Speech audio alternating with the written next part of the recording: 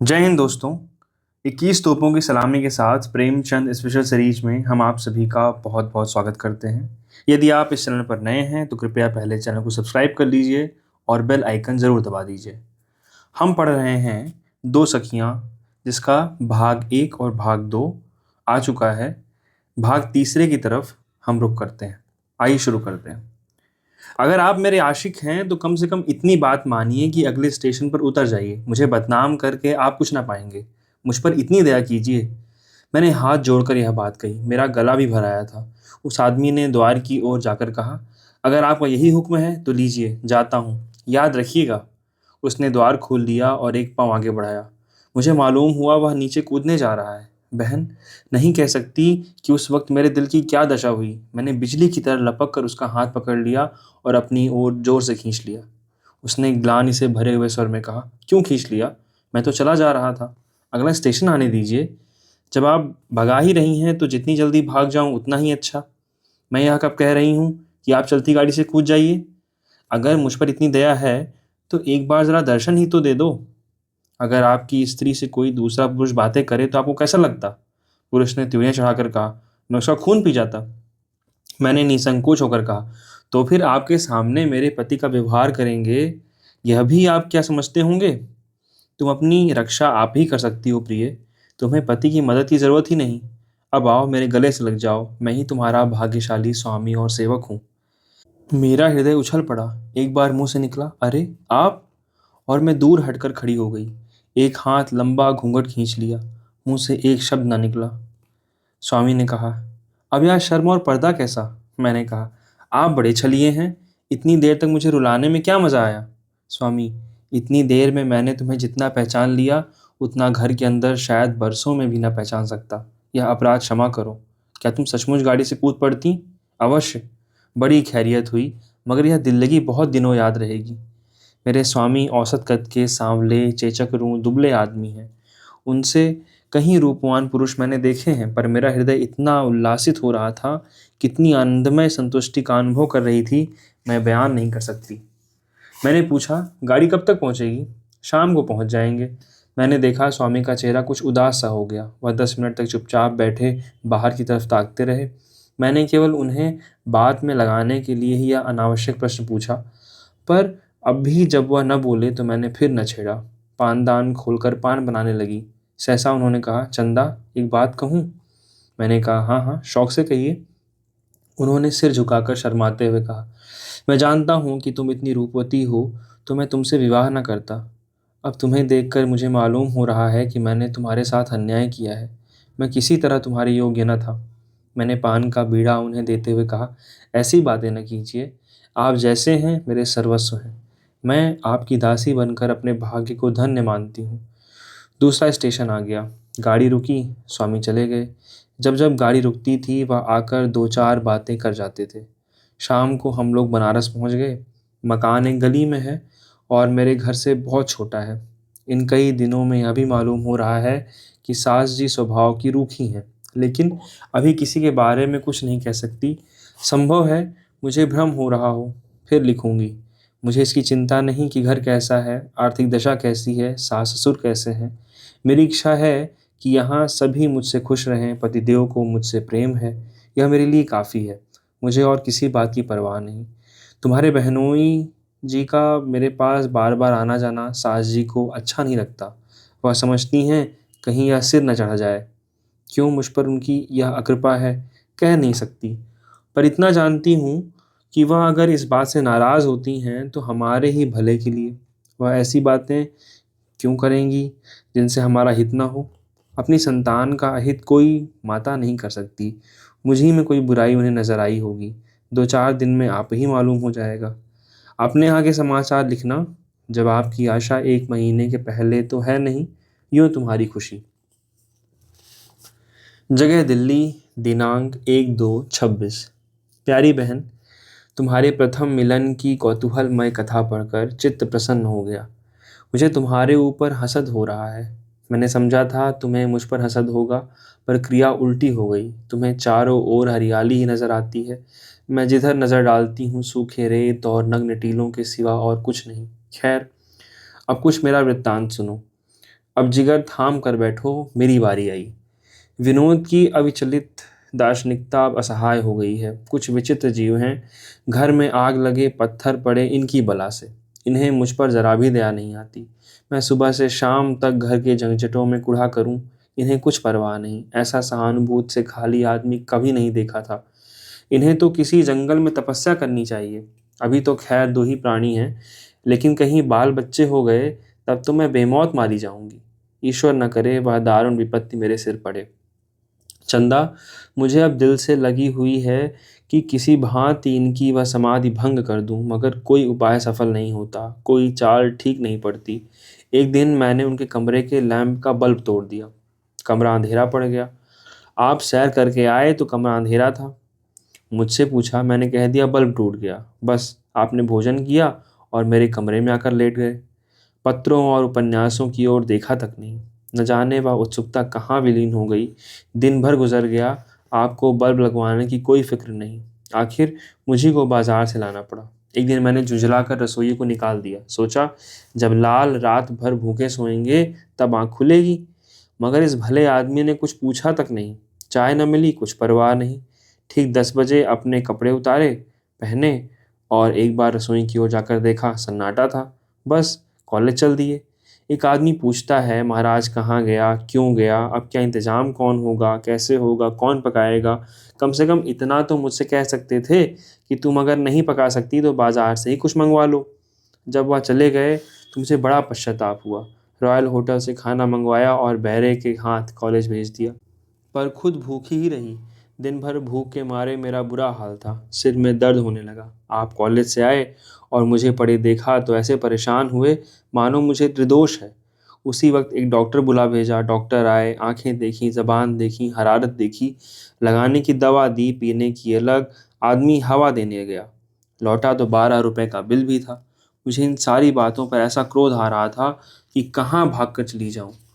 उस पर आप आराम कुर्सी डालकर मेरी चारपाई के पास बैठ गए और एक एक पल पर पूछने लगे, कैसा जी है, दर्द कुछ कम हुआ।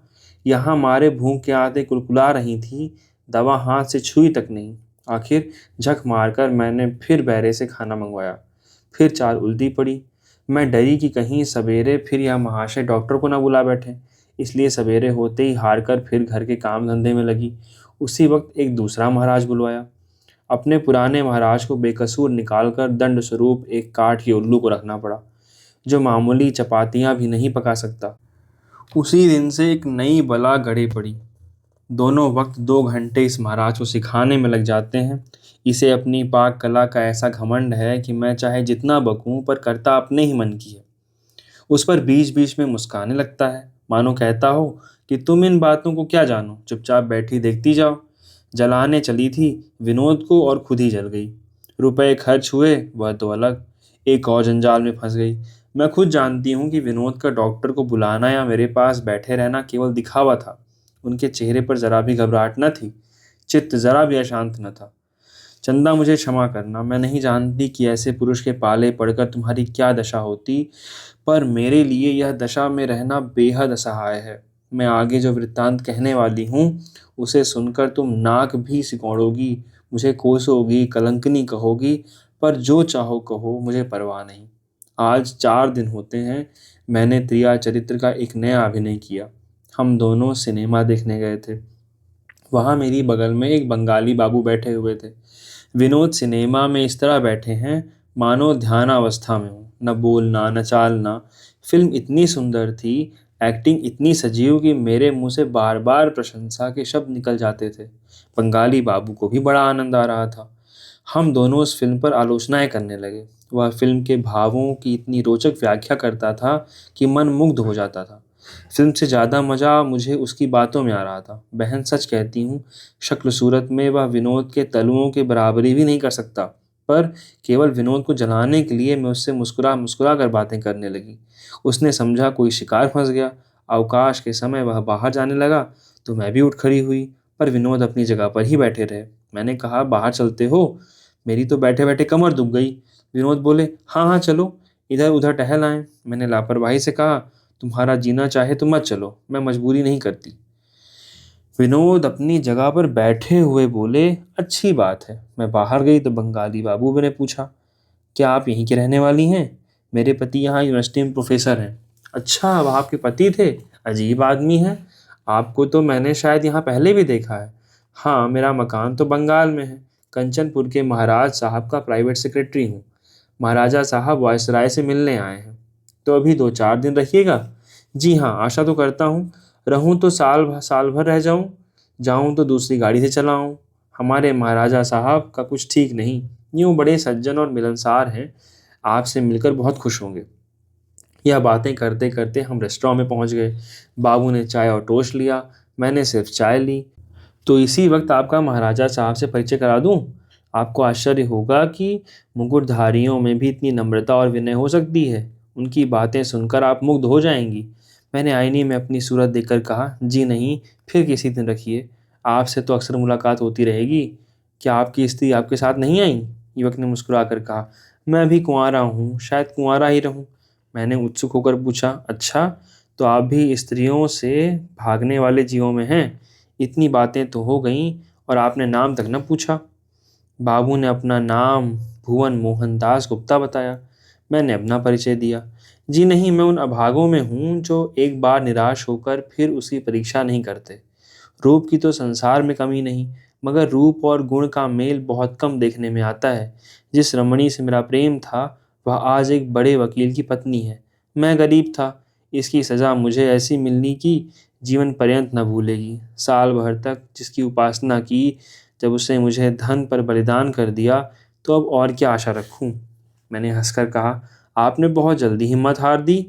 भुवन ने सामने द्वार की ओर ताकते हुए कहा, मैंने आज तक ऐसा वीर ही नहीं देखा जो रमणियों से परास्त न हुआ हो। ये हृदय पर चोट करती हैं और हृदय एक ही गहरी चोट सह सकता है। जिस रमणी ने मेरे प्रेम को तुच्छ समझकर पैरों से कुचल दिया, उसको मैं दिखाना चाहता हूँ कि मेरी आंखों में धन कितनी तुच्छ वस्तु है। यही मेरे जीवन का एकमात्र उद्देश्य है। मेरा जीवन उसी दिन सफल होगा जब विमला के घर के सामने मेरा विशाल भवन होगा और उसका पति मुझसे मिलने में अपना सौभाग्य समझेगा। मैंने गंभीरता से कहा, यह तो कोई बहुत ऊंचा उद्देश्य नहीं है।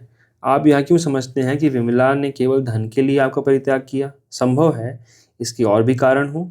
माता पिता ने उस पर दबाव डाला हो, या अपने ही में उसे ऐसी कोई त्रुटि दिखलाई दी हो जिससे आपका जीवन दुखमय हो जाता। आप यह क्यों समझते हैं कि जिस प्रेम से वंचित होकर आप इतने दुखी हुए, उसी प्रेम से वंचित होकर वह सुखी हुई होगी? संभव था कोई धनी स्त्री पाकर आप भी फिसल जाते। भुवन ने जोर देकर कहा, क्या असंभव है? सर्वथा संभव है। मैं उसके लिए त्रिलोक का राज भी त्याग देता। मैंने हंसकर कहा, हाँ, इस वक्त आप ऐसा कह सकते हैं, मगर ऐसी परीक्षा में पढ़कर आपकी क्या दशा होती, इसे आप निश्चयपूर्वक नहीं बता सकते। सिपाही की बहादुरी का प्रमाण उसकी तलवार है, उसकी जबान नहीं। इसे अपना सौभाग्य समझिए कि आपको उस परीक्षा में नहीं पढ़ना पड़ा। वह प्रेम प्रेम नहीं है जो प्रत्याघात की शरण ले। प्रेम का आदि भी सहृदयता है और अंत भी सहृदयता। संभव है आपको अब भी कोई ऐसी बात मालूम हो जाए जो विमला की तरफ से आपको नर्म कर दे। भुवन गहरे विचार में डूब गया। 1 मिनट के बाद उन्होंने सिर उठाया और बोले, मिसेस विनोद, आपने आज एक ऐसी बात सुझा दी जो आज तक मेरे ध्यान में ही ना आई। यह भाव कभी मेरे मन में उदय ही नहीं हुआ। मैं इतना अनुदार क्यों हो गया, समझ में नहीं आता। मुझे आज मालूम हुआ कि प्रेम के ऊंचे आदर्श का पालन रमणियां ही कर सकती हैं। पुरुष कभी प्रेम के लिए आत्मसमर्पण नहीं कर सकता। वह प्रेम को स्वार्थ और वासना से पृथक नहीं कर सकता। अब मेरा जीवन सुखमय हो जाएगा। आपने मुझे आज शिक्षा दी है, उसके लिए आपको धन्यवाद देता हूँ। यह कहते कहते भुवन सहसा चौंक पड़े और बोले, ओह, मैं कितना बड़ा मूर्ख हूँ। सारा रहस्य समझ में आ गया। अब कोई बात छिपी नहीं है। ओह, मैंने विमला के साथ घोर अन्याय किया, महान अन्याय। मैं बिल्कुल अंधा हो गया था। विमला, मुझे क्षमा करो। भुवन इसी तरह देर तक विलाप करते रहे, बार बार मुझे धन्यवाद देते थे और मूर्खता पर पछताते थे। हमें इसकी सुध ही नहीं रही कि कब घंटी बजी, कब खेल शुरू हुआ। यकायक विनोद कमरे में आए। मैं चौंक उठी। मैंने उनके मुख की ओर देखा, किसी भाव का पता न था। बोले, तुम अभी यहीं हो पद्मा? खेल शुरू हुए तो देर हो गई। मैं चारों तरफ तुम्हें खोज रहा था। मैं हकबका कर उठ खड़ी हुई और बोली, अच्छा, खेल शुरू हो गया? घंटी की आवाज़ सुनाई नहीं दी। भुवन दे उठे। हम फिर आकर तमाशा देखने लगे। विनोद ने मुझे अगर इस वक्त दो चार लगने वाली बातें कह दी होती, उनकी आंखों में क्रोध की झलक दिखाई दी होती, तो मेरा अशांत हृदय संभल जाता, मेरे मन को ढांढस होती।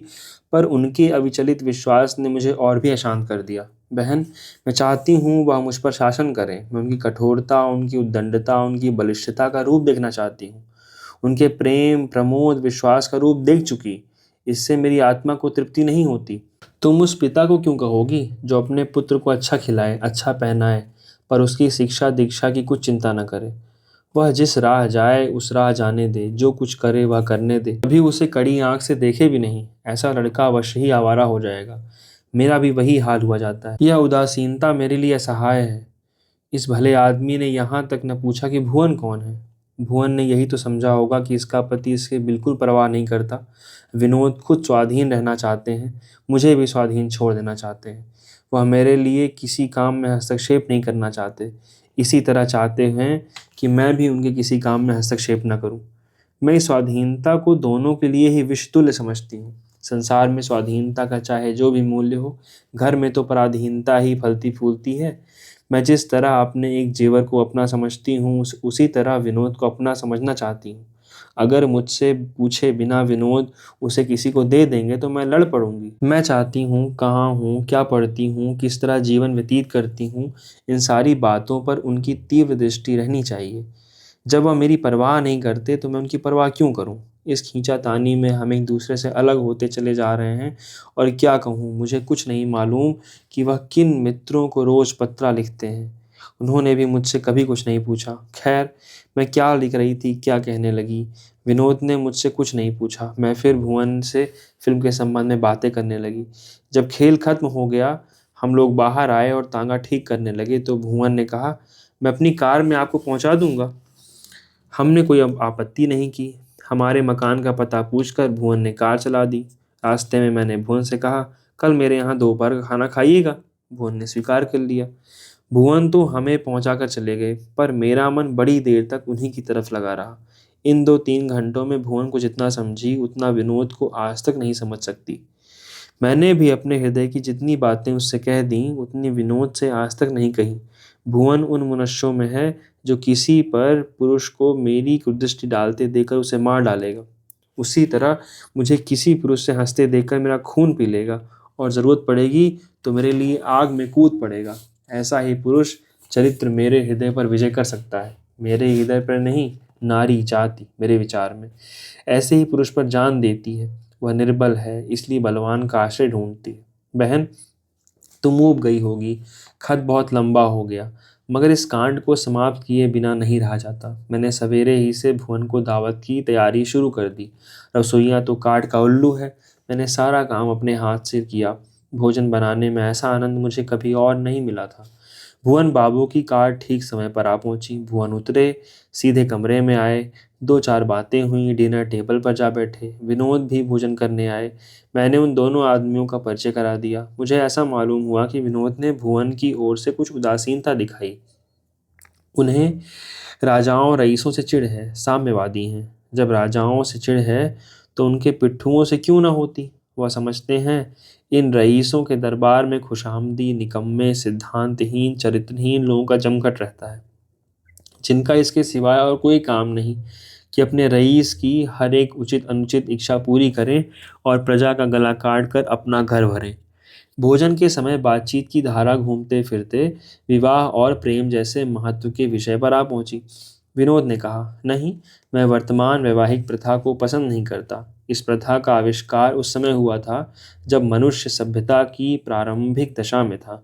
तब से दुनिया बहुत आगे बढ़ी है, मगर विवाह प्रथा में ज्यों भर भी अंतर नहीं पड़ा। यह प्रथा वर्तमान काल के लिए उपयोगी नहीं। भुवन ने कहा, आखिर आपको इसमें क्या दोष दिखाई देते हैं? विनोद ने विचार कर कहा, इसमें सबसे बड़ा ऐब यह है कि यह एक सामाजिक प्रश्न को धार्मिक रूप दे देता है। और दूसरा दूसरा यह है कि यह व्यक्तियों की स्वाधीनता में बाधक है। यह स्त्रीव्रत और पतिव्रत का स्वांग रचकर हमारी आत्मा को संकुचित कर देता है। हमारी बुद्धि के विकास में जितनी रुकावट इस प्रथा ने डाली है, उतनी और किसी भौतिक या दैविक क्रांति से भी नहीं हुई। इसने मिथ्या आदर्शों को हमारे सामने रख दिया और आज तक हम उन्हीं पुरानी सड़ी हुई लज्जाजनक पार्श्विक लकीरों को पीटते जाते हैं। व्रत केवल एक निरर्थक बंधन का नाम है। इतना महत्वपूर्ण नाम देकर हमने उस कैद को धार्मिक रूप दे दिया है। पुरुष क्यों चाहता है कि स्त्री उसको अपना ईश्वर, अपना सर्वस्व समझे? केवल इसलिए कि वह इसका भरण पोषण करता है। क्या स्त्री का कर्तव्य केवल पुरुष की संपत्ति के लिए वारिस पैदा करना है? उस संपत्ति के लिए जिस पर हिंदू नीति शास्त्र के अनुसार पति के देहांत के बाद उसका कोई अधिकार नहीं रहता। समाज की यह सारी व्यवस्था, सारा संगठन संपत्ति रक्षा के आधार पर हुआ है। इसने संपत्ति को प्रधान और व्यक्ति को गौण कर दिया है। हमारे ही वीर्य से उत्पन्न संतान हमारी कमाई हुई जायदाद का भोग करे, इस मनोभाव में कितनी स्वार्थअंधता, कितना दासत्व छिपा हुआ है, इसका कोई अनुमान नहीं कर सकता। इस कैद में जकड़ी हुई समाज की संतान यदि आज घर में, देश में, संसार में अपने क्रूर स्वार्थ के लिए रक्त की नदियां बहा रही है, तो क्या आश्चर्य है। मैं इस वैवाहिक प्रथा की सारी बुराइयों का मूल समझता हूँ। भुवन चकित हो गया। मैं खुद चकित हो गई। विनोद ने इस विषय पर मुझसे कभी इतनी स्पष्टता से बात न की थी। मैं तो यह जानती थी वह साम्यवादी हैं, तो एक बार इस विषय पर उनसे बहस भी कर चुकी थी, पर वैवाहिक प्रथा के वे इतने विरोधी हैं यह मुझे मालूम न था। भुवन के चेहरे से ऐसा प्रकट होता था कि उन्होंने ऐसे दार्शनिक विचारों की गंध तक न पाई।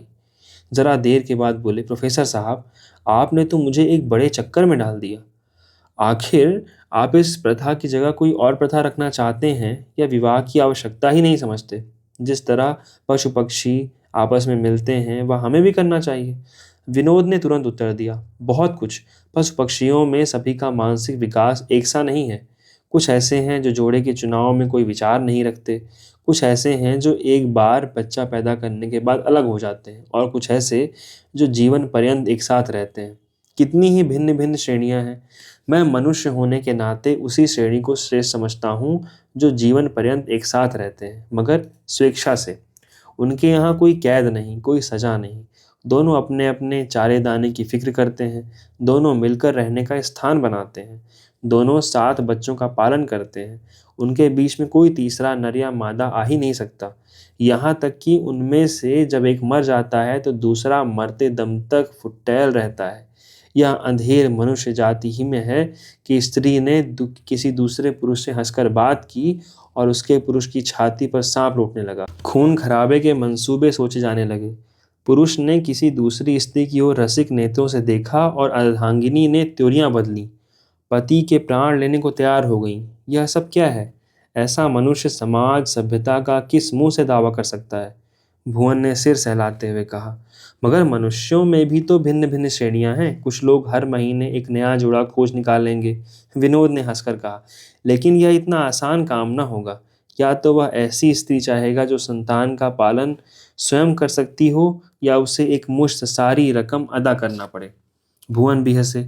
आप अपने को किस श्रेणी में रखेंगे? विनोद ने इस प्रश्न के लिए तैयार न थे। था भी बेढंगा सा सवाल। झेपते हुए बोले, परिस्थितियां जिस श्रेणी में ले जाएं। मैं स्त्री और पुरुष दोनों के लिए पूर्ण स्वाधीनता का हामी हूँ। कोई कारण नहीं है कि मेरा मन किसी नवयौवना की ओर आकर्षित हो और वह भी मुझे चाहे, तो भी मैं समाज और नीति के भय से उसकी ओर ताक न सकूं। मैं इसे पाप नहीं समझता। भुवन अभी कुछ उत्तर न देने पाए थे कि विनोद उठ खड़े हुए। कॉलेज के लिए देर हो रही थी। तुरंत कपड़े पहने और चल दिए। हम दोनों दीवान खाने में आकर बैठे और बातें करने लगे। भुवन ने सिगार जलाते हुए कहा, कुछ सुना? कहाँ जाकर तान टूटी? मैंने मारे शर्म के सिर झुका लिया। क्या जवाब देती? विनोद की अंतिम बात ने मेरे हृदय पर कठोर आघात किया था। मुझे ऐसा मालूम हो रहा था कि विनोद ने केवल मुझे सुनाने के लिए विवाह का यह नया खंडन तैयार किया है। वह मुझसे पिंड छुड़ा लेना चाहते हैं। वह किसी रमणी की ताक में है। मुझसे उनका जी भर गया। वह ख्याल करके मुझे बड़ा दुख हुआ। मेरी आंखों से आंसू बहने लगे। कदाचित एकांत में मैं न रोती, पर भुवन के सामने मैं संयत न रह सकी। भुवन ने मुझे बहुत सांत्वना दी। आप व्यर्थ इतना शोक करती हैं। मिस्टर विनोद आपका मान न करें, पर संसार में कम से कम एक ऐसा व्यक्ति है जो आपके संकेत पर अपने प्राण तक न्यौछावर कर सकता है। आप जैसी रमणीय रत्न पाकर संसार में ऐसा कौन पुरुष है जो अपने भाग्य को धन्य न मानेगा? आप इसकी बिल्कुल चिंता न करें। मुझे भुवन की यह बात बुरी मालूम हुई। क्रोध से मेरा मुंह लाल हो गया। यह धूर्त मेरी इस दुर्बलता से लाभ उठाकर मेरा सर्वनाश करना चाहता है। अपने दुर्भाग्य पर बराबर रोना आता था।